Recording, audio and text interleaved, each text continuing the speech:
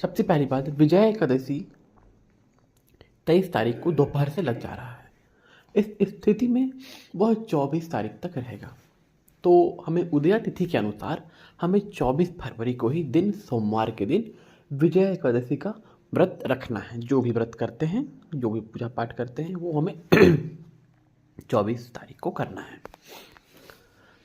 कहते हैं भगवान विष्णु को समर्पित यह व्रत बहुत फलदायी और बहुत पुण्यदायी माना गया है।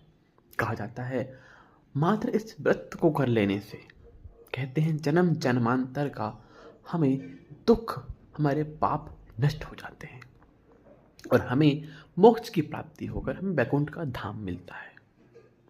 इस व्रत की इतनी महिमा बताई गई है।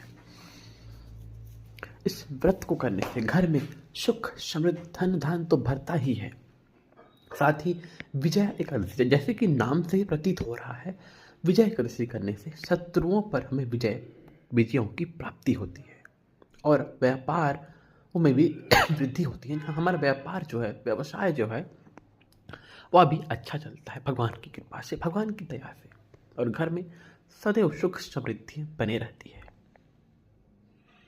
कहते हैं आप किसी व्रत को करे ना करे, एकादशी का व्रत अवश्य करना चाहिए, चाहे कोई भी एकादशी क्यों ना हो।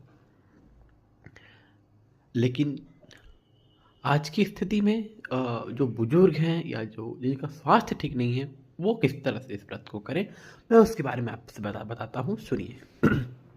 आपको इस दिन चावल का सेवन नहीं करना है।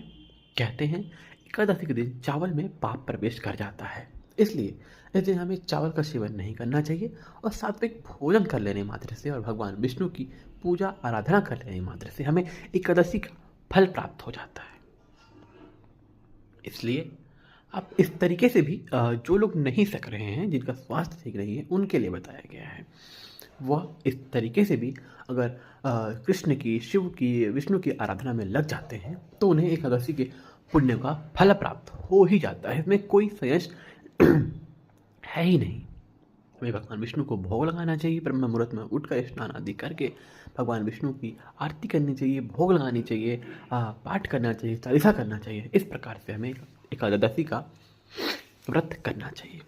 हमें माँ तुलसी की भी आराधना करनी चाहिए। माँ तुलसी के समक्ष घी का दीपक अवश्य लगाना चाहिए।